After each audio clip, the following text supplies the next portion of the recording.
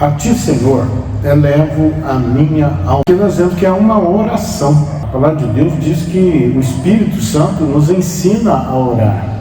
Então, o autor intelectual das Escrituras é o Espírito Santo.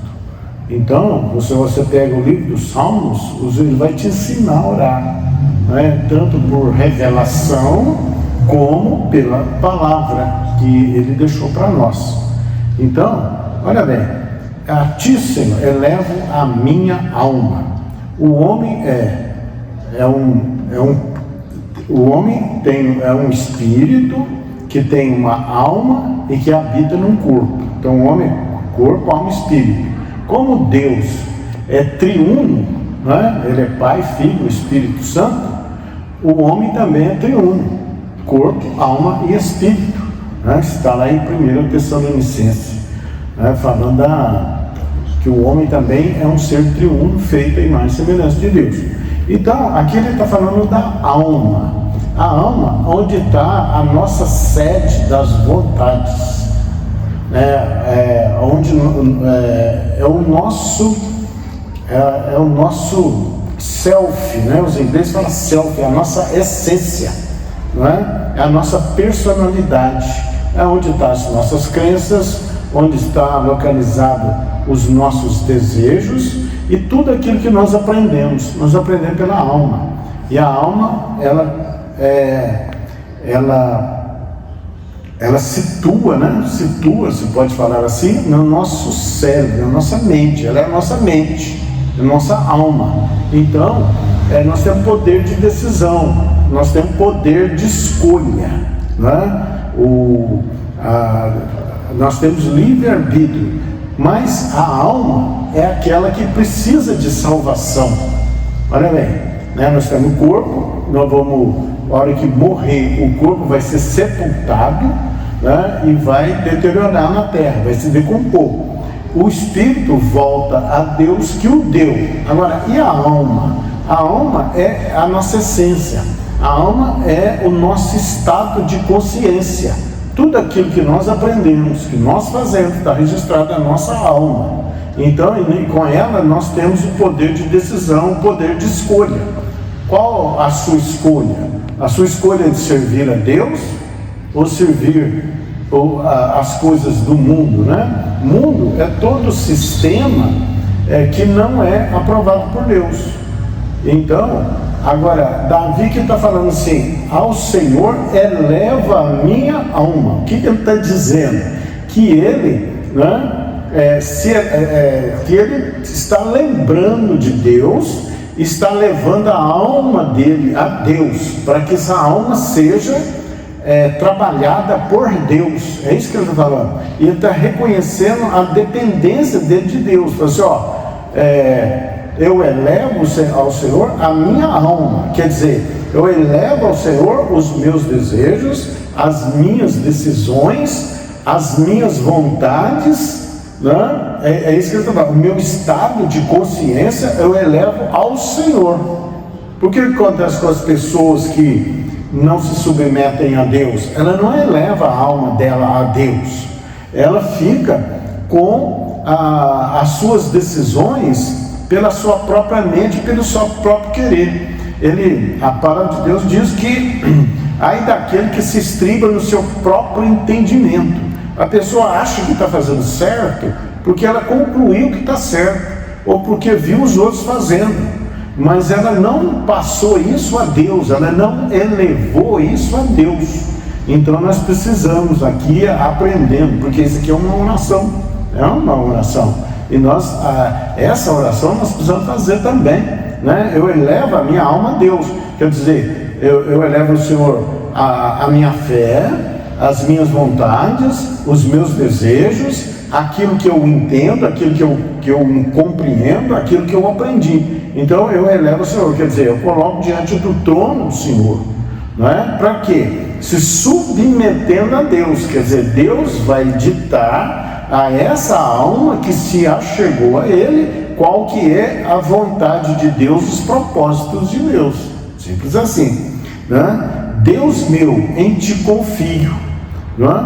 Então, ele fala assim: eu estou me elevando a minha alma a ti, porque eu confio no Senhor, que o Senhor tem o melhor, que o Senhor tem o melhor conselho, que o Senhor tem a melhor decisão, o melhor propósito para a minha vida, a melhor direção, o melhor ensino.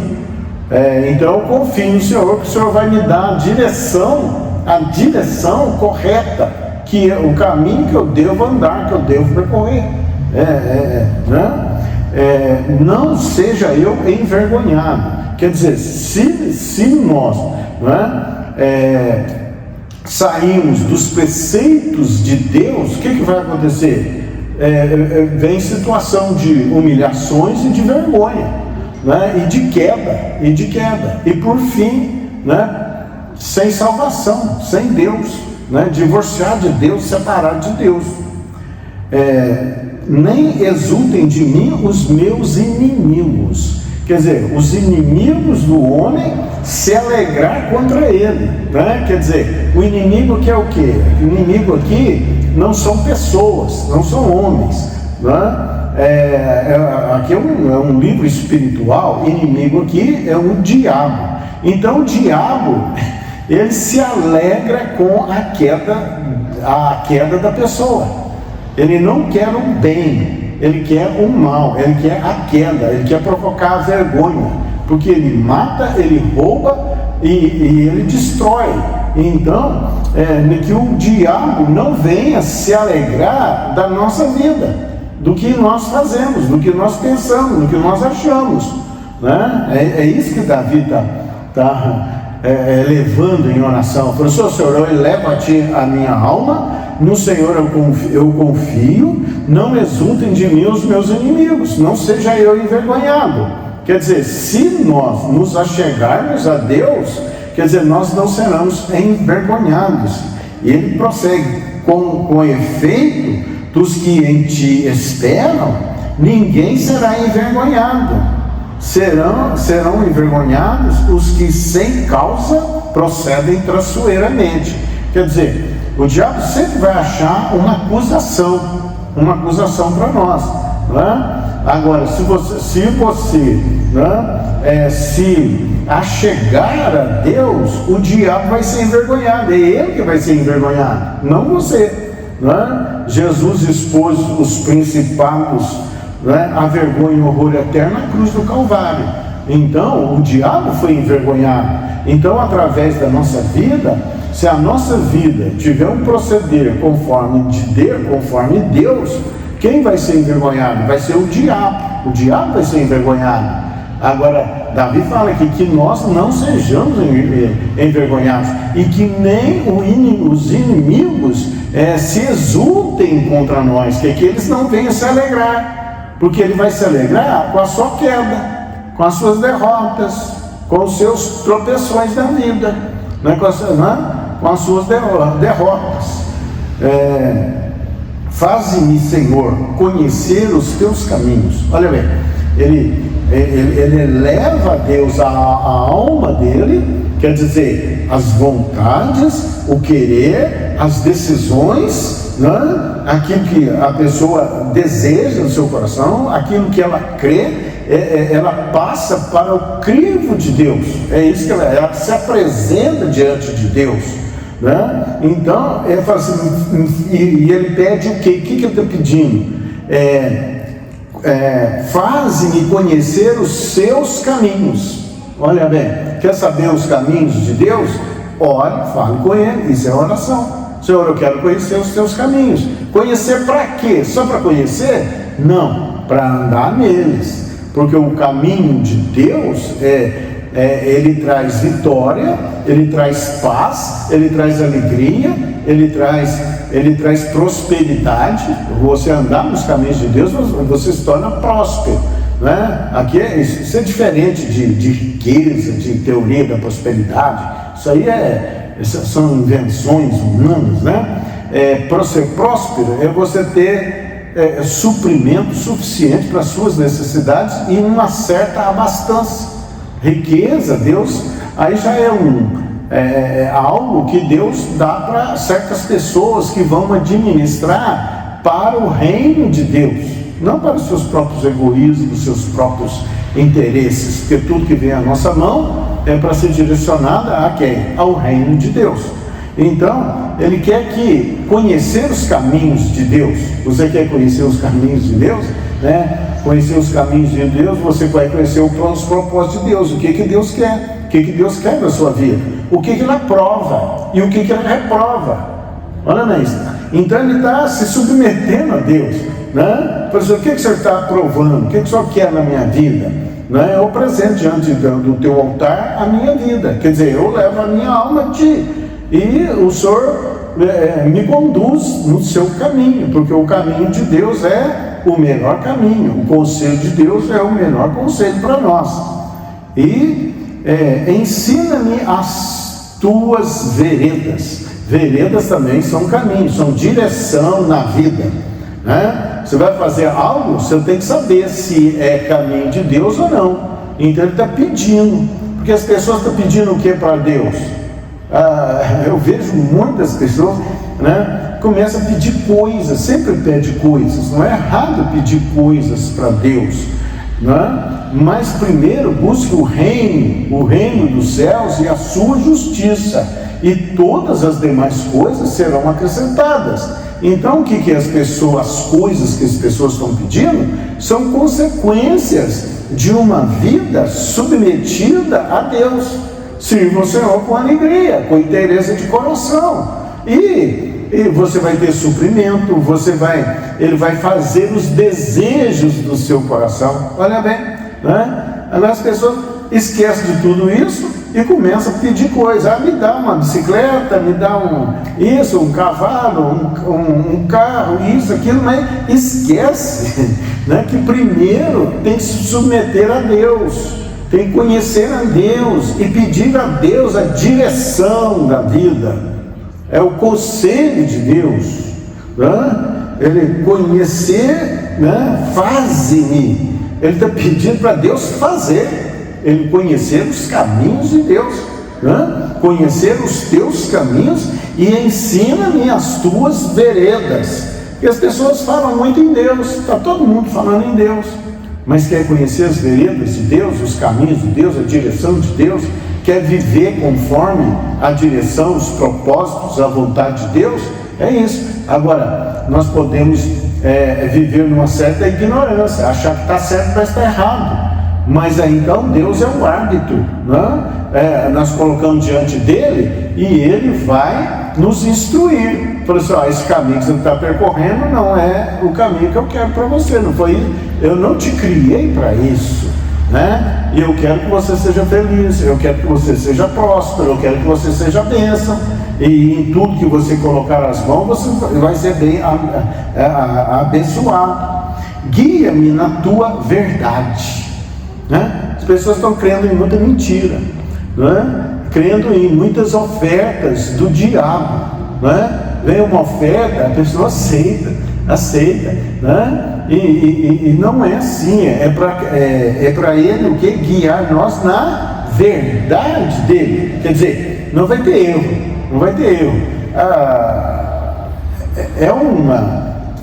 É um sentimento que todo mundo tem de não errar. Não é isso?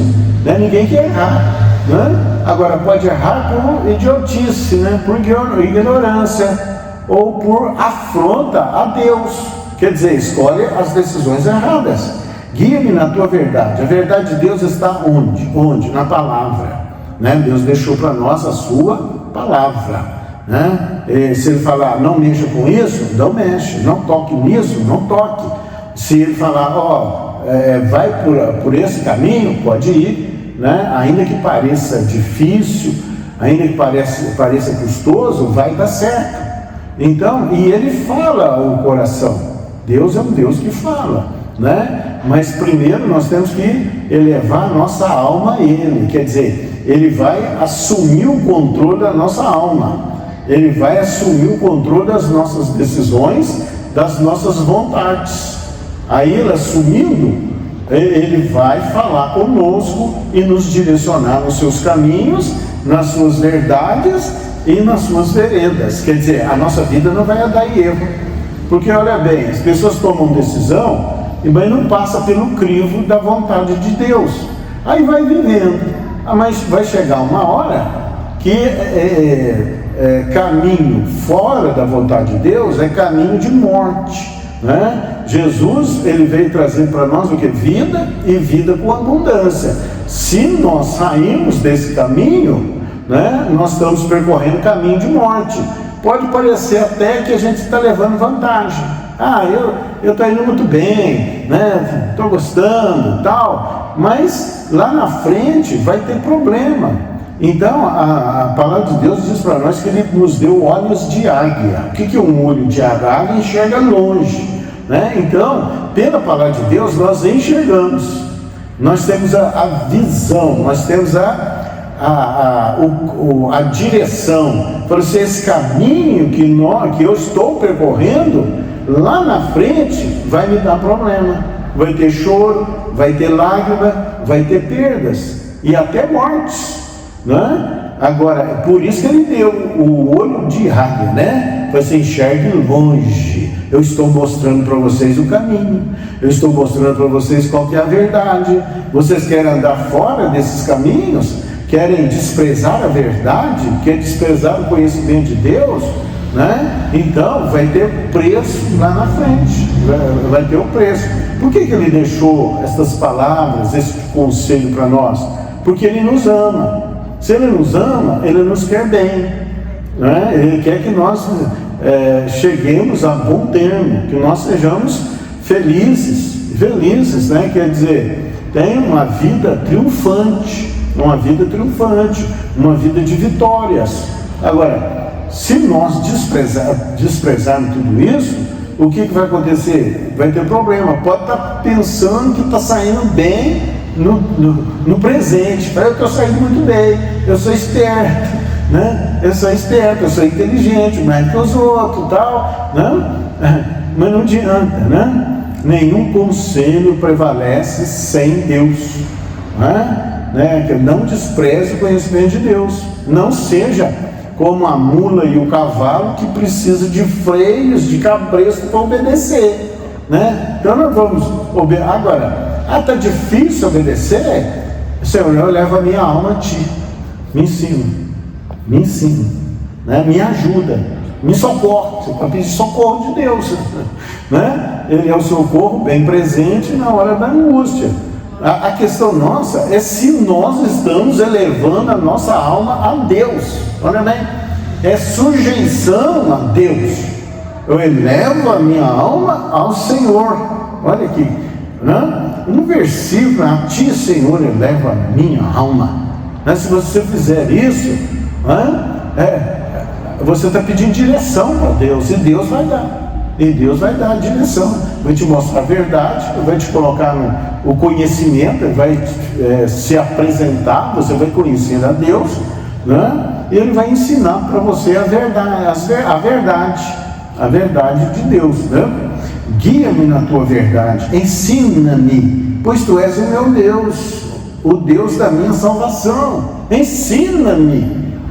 Eu não vejo as pessoas orar assim, né?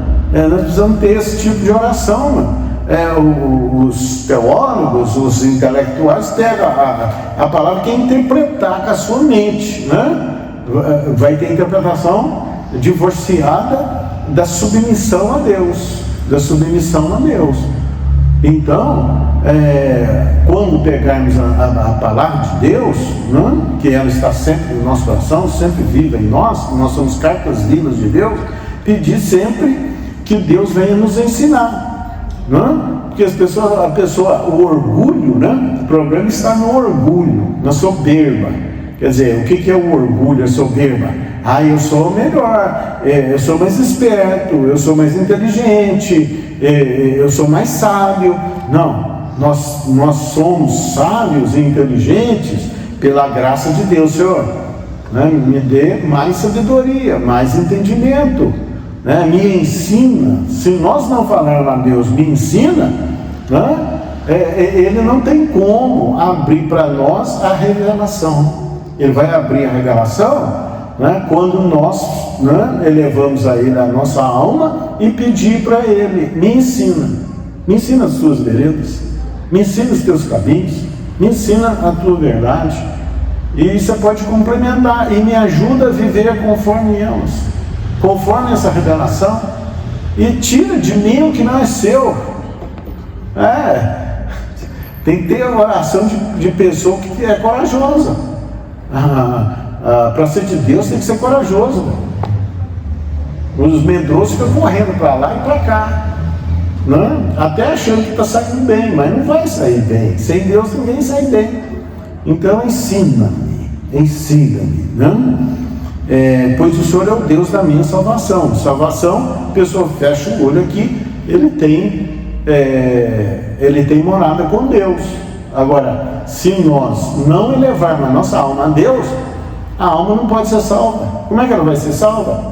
Ela não se submeteu em vida à vontade de Deus, achando que vai depois não vai, meu irmão. Aí se vamos orar para morto, a pessoa já morreu. Aí você, enquanto há vida, há esperança. Fechou o olho, acabou. Morreu com Deus, vai morar com Deus. Morreu sem Deus, o destino é outro. É onde o fogo não apaga e o verme não morre. A palavra diz isso, né? E eu creio, né?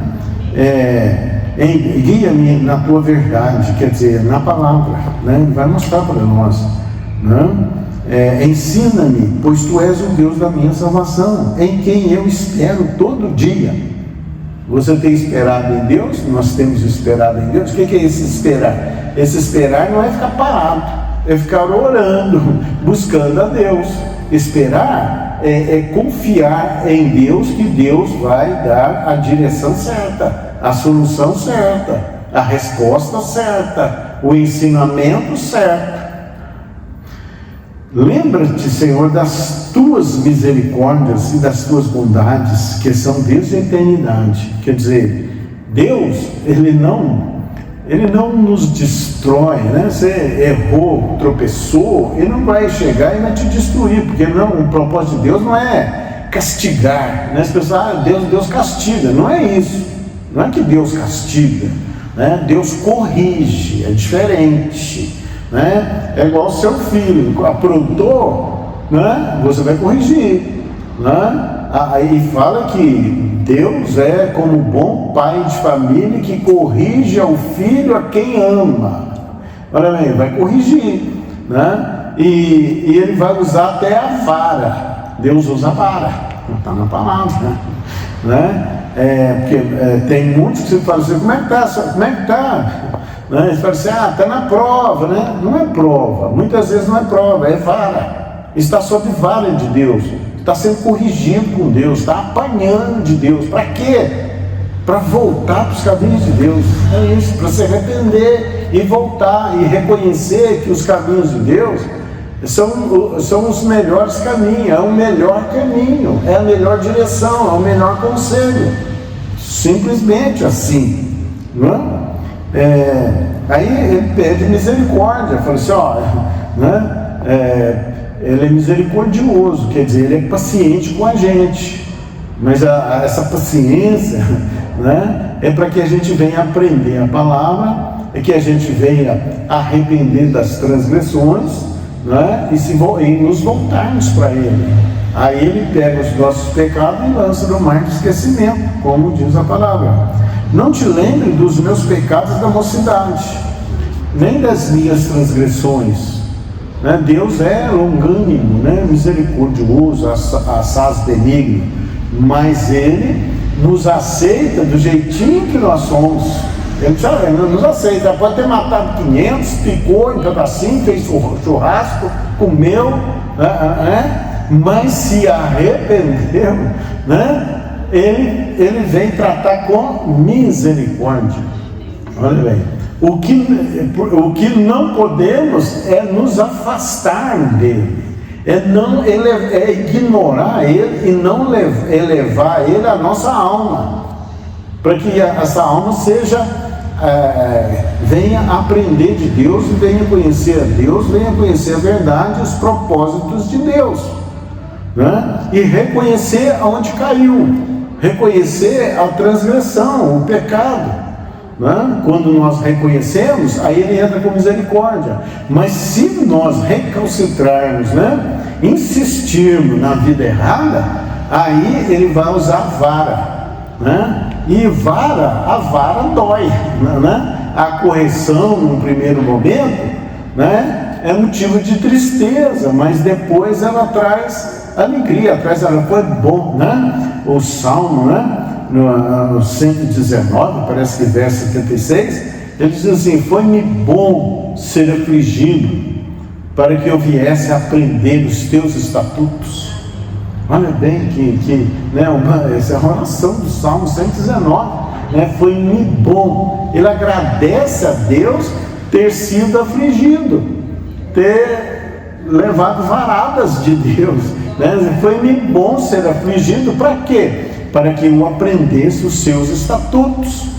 Vai esperar ser afligido para voltar para casa, para os caminhos de Deus, aprendizado de Deus? A gente vê na palavra Nabucodonosor. Nabucodonosor era o rei, né? O rei mais poderoso da antiguidade. Então ele viu milagres de Deus, ele viu, né, poder de Deus. Colocou na fornalha, né, Ananias, Azarias, Misael, e eles não foram queimados. E junto com eles tinha um quarto homem na fornalha, que era Jesus, para encarnar, estava lá. Então ele viu isso com os olhos dele. Mas mesmo assim, ele não se voltou para Deus. Ele não se voltou, né? Viu o poder de Deus, viu Daniel, né? Ser usado por Deus, mas ele achou aquilo comum, né? Mas o coração dele estava duro ainda. O que Deus fez com ele? E ele achou que ele era o Todo-Poderoso, porque ele era o Todo-Poderoso, né? Mas ele não glorificava Deus, ele não reconheceu Deus. Ele só viu maravilhas de Deus, mas ele não se quebrantou.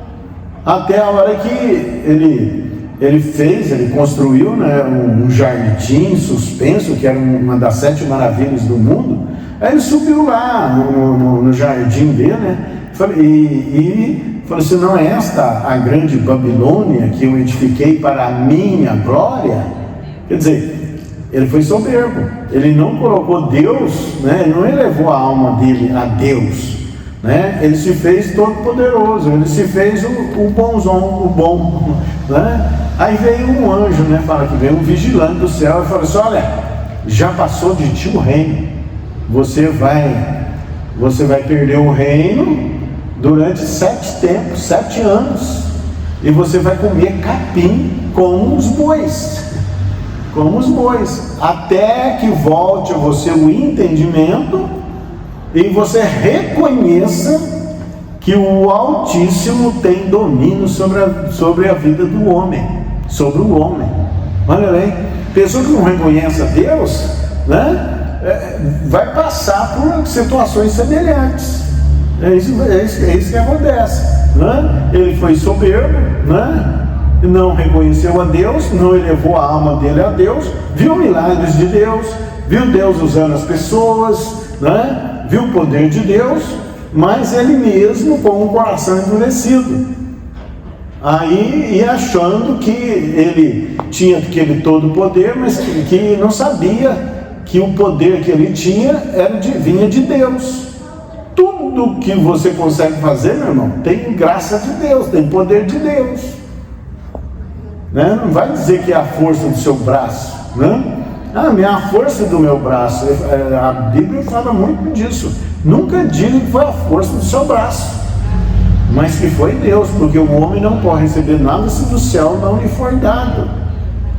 De forma que aí ele passou 7 anos, foi expulso, né, de entre os homens, e saiu pelo campo e chegou a comer capim como os bois, e teve o cabelo, teve o corpo molhado no orvalho do campo, né? As unhas cresceram, né? O cabelo cresceu, virou um bicho, o Nabucodonosor.